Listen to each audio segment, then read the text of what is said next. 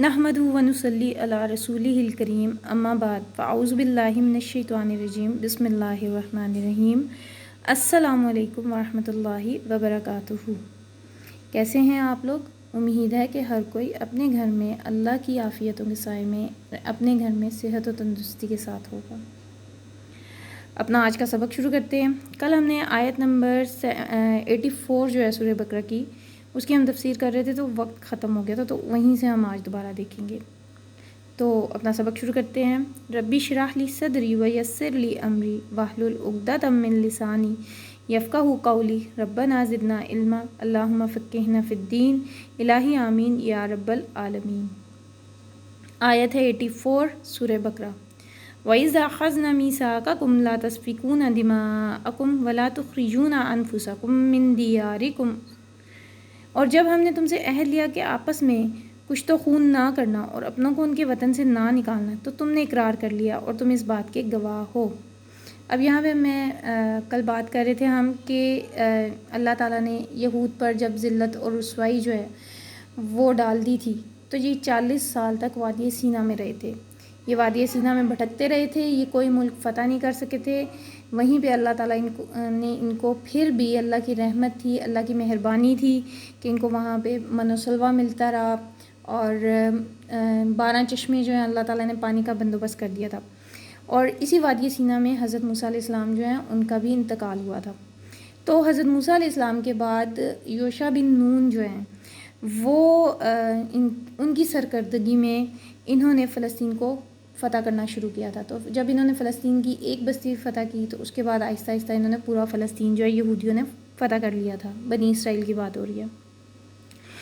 تو جب انہوں نے پورا فلسطین فتح کر لیا تھا، تو انہوں نے وہاں پر 12 حکومتیں بنا دی تھی۔ حالانکہ ان کو بھی وہی حکم تھا جو مسلمانوں کو ہے، اخوت کا، کہ آپس میں مسلمان بھائی بھائی ہیں، ایک حکومت ہونی چاہیے تھی، لیکن انہوں نے 12 قبیلے تھے تو 12 حکومتیں بنا لی تھی، جس طرح 12 چشمے تھے۔ اب جب 12 حکومتیں تھیں تو وہ آپس میں لڑتی رہتی تھی۔ جب لڑتی رہتی تھی تو ایک حکومت جو ہے یا ایک قبیلہ جو ہے دوسرے پر حملہ کرتا تھا، وہاں پہ خون خرابہ کرتا تھا، تو جو ہارنے والا قبیلہ ہوتا تھا یا جو لوگ ہار جاتے تھے ان کو یا وہ ان کی جگہ سے نکال دیتے تھے یا ملک بدر کر دیتے تھے، وہ دوسرے ملک میں چلے جاتے تھے یا کہیں اور چلے جاتے تھے، یا تو وہ کفار کی غلامی کرتے تھے یا کفار ان کو خود غلام بنا لیتے تھے۔ پھر جب کفار ان کے پاس آتے تھے تو یہ کہتے تھے کہ یہ کیونکہ ہمارے دین میں یا ہماری کتاب میں لکھا ہوا ہے کہ ہم نے ان کو نہیں کسی دوسرے کی غلامی میں چھوڑنا، تو ہم ان کا فدیہ دے کر ان کو چھڑوا لیتے، پھر یہ فدیہ دے کر ان کو چھڑوا لیتے تھے۔ تو اللہ تعالیٰ آگے فرمائیں گے کہ تم ایک تو حکم مانتے ہو میرا یعنی کتاب کا، اور ایک حکم جو ہے اس کی نافرمانی کر دیتے ہو۔ تو اس کی ایک تفسیر تو یہ ہے، اور دوسری یہ مدینہ کے بارے میں یعنی قرآن میں اللہ تعالیٰ ان سے جو مخاطب ہیں، یعنی یہ تو تریت کی بات ہے، قرآن میں اللہ تعالیٰ ان کو یہ بتا رہے ہیں، کیونکہ میں نے آپ کو بتایا تھا نا مدینہ میں ان کی بہت زیادہ وہ تھی، حاکمیت تھی کہہ لیں، یعنی کہ وہاں کا کنٹرول جو ہے وہ تقریباً انہی کے پاس تھا۔ وہاں اوس اور خزرج کے جو مسلمان مشرکین کے قبیلے تھے ان کی آپس میں لڑائی کروا دیتے تھے، اور ان کے جو 3 قبیلے تھے وہ ظاہر سی بات ہے کسی نہ کسی کا ساتھ تو دیتے تھے۔ تو جب یہ ظاہر سی بات ہے کسی نہ کسی کا ساتھ دیتے تھے تو یہ بھی اس جنگ میں لڑتے تھے آپس میں۔ تو ان کا بھی یہی ہوتا تھا کہ جس قبیلے کے جو ہارنے والا قبیلہ ہوتا تھا، اس قبیلے کے جب لوگ دوسرے قبیلے کے پاس دوسرے قبیلے کے پاس جب یہ غلام بن کر جاتے تھے یا قید ہو کر جاتے تھے، تو پھر یہ یہودی جو ہیں یعنی دوسرا جو قبیلہ ہوتا تھا، جیتنے والا قبیلہ یا جو ان کے دوسرا قبیلہ تھا، وہ کہتا تھا کہ اب یہ کیونکہ ہمارے بھائی ہیں ہم نے ان کو غلامی میں نہیں رہنے دینا، تو وہ نا فدیہ دے کر ان کو چھڑوا دیتے تھے۔ تو ان کے اس عمل کے بارے میں بھی اللہ تعالیٰ یہاں پہ یہی فرما رہے ہیں کہ تم ایک حکم تو قرآن کا مانتے ہو اور ایک حکم جو ہے وہ تم لوگ چھوڑ دیتے ہو۔ تو اس کی تفسیر میں یہ آئے گا، آگے اللہ تعالیٰ فرما رہے ہیں ثم انتم ہؤلاء تقتلون انفسکم، پھر تم وہی ہو کہ اپنوں کو قتل بھی کر دیتے ہو، اور اپنوں میں سے بعض لوگوں پر گناہ اور ظلم سے چڑھائی کر کے انہیں وطن سے نکال بھی دیتے ہو۔ یہ وہی بات ہو رہی ہے جو میں نے آپ کو بتائی ہے یہ فلسطین کی۔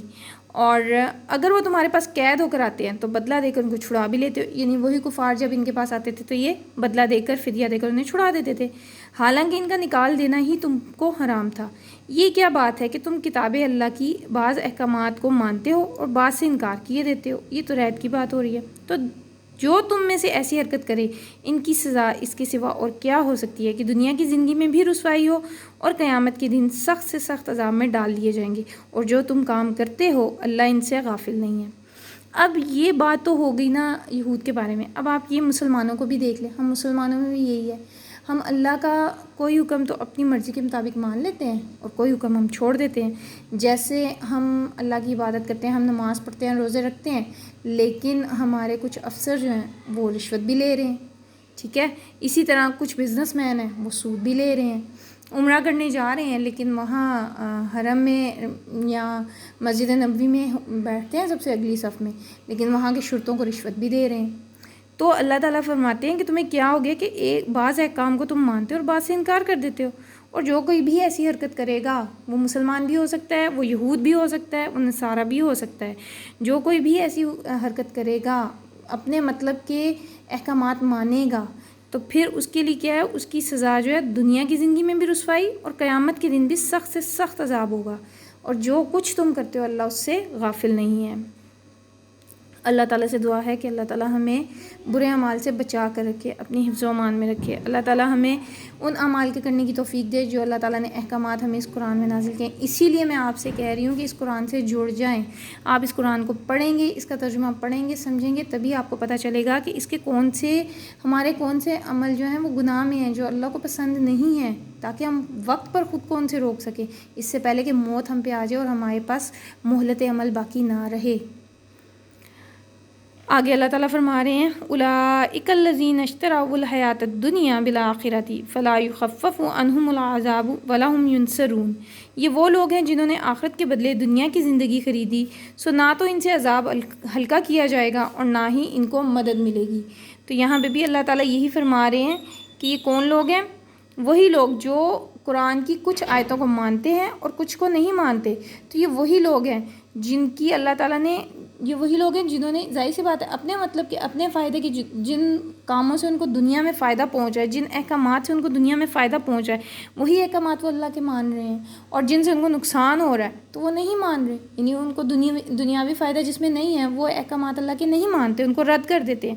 تو اللہ تعالیٰ فرما رہے ہیں کہ یہ وہ لوگ ہیں جنہوں نے آخرت کے بدلے دنیا خرید لی ہے, سو نہ تو ان سے عذاب ہلکا کیا جائے گا اور نہ ہی ان کو مدد ملے گی. استغفر اللہ استغفر اللہ. اللہ سے دعا ہے اللہم لا جعلنا منہم.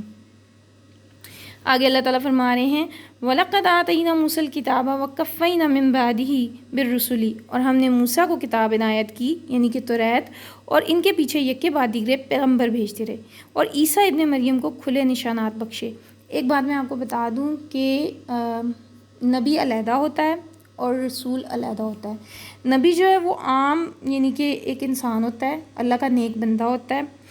وہ اپنے سے یعنی نبی جو ہوتا ہے نا وہ جو سے پہلے رسول آیا ہوتا ہے اسی کی شریعت کو آگے لے کے چلتا ہے. ٹھیک ہے. اور جبکہ رسول جو ہوتا ہے, رسول خاص قوم کی طرف اللہ تعالیٰ بھیجتے ہیں. اس کے علاوہ نبیوں کو قتل بھی کیا گیا ہے.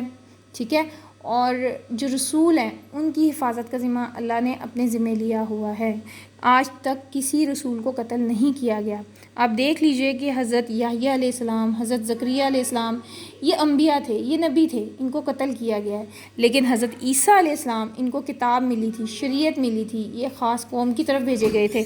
تو چنانچہ حضرت عیسیٰ علیہ السلام جو ہیں ان کو قتل نہیں کیا جا سکا, ان کی حفاظت اللہ تعالیٰ نے خود کر دی تھی. تو آگے اللہ تعالیٰ فرما رہے ہیں اور روح القدس سے ان کو مدد بخشی. یعنی جب حضرت عیسیٰ علیہ السلام جو ہیں وہ کسی مشکل میں تھے تو جبرائیل امین جو ہیں وہ ان کی مدد کرتے تھے. ٹھیک ہے. تبھی تو آپ یہ دیکھیں کہ ان کو قتل کرنے کی کوشش کی گئی لیکن ان کو قتل نہیں کیا جا سکا کیونکہ وہ رسول تھے. اللہ نے ان کی حفاظت کا ذمہ اپنے ذمہ لیا ہوا تھا. ٹھیک ہے. تو جب کوئی پیغمبر تمہارے پاس ایسی باتیں لے کر آئے جن کو تمہارا جی نہیں چاہتا تھا تو تم سرکش ہو جاتے تھے, تم نہیں مانتے تھے, اور انبیاء کا ایک گروہ کو تم جھٹلاتے رہے اور ایک گروہ کو قتل کرتے رہے. اب یہ بھی آپ دیکھ لیں کہ انبیاء کو ہی قتل کیا گیا ہے, رسولوں کو قتل نہیں کیا گیا.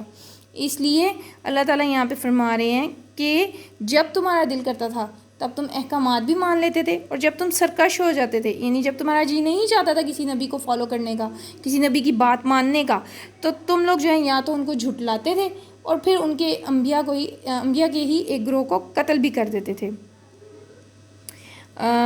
میرا خیال ہے آج ہماری 87 آیات تک ہو گئی ہیں، تو وما علینا الا البلاغ المبین۔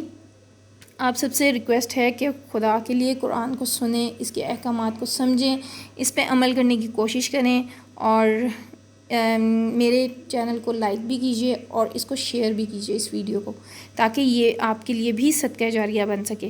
اللہ سے دعا ہے کہ اللہ تعالیٰ آپ کو اس کا بہترین اجر دے۔ میرے ساتھ رہنے کا بہت بہت شکریہ۔ جزاکم اللہ خیرا کثیرا۔ السلام علیکم ورحمۃ اللہ وبرکاتہ۔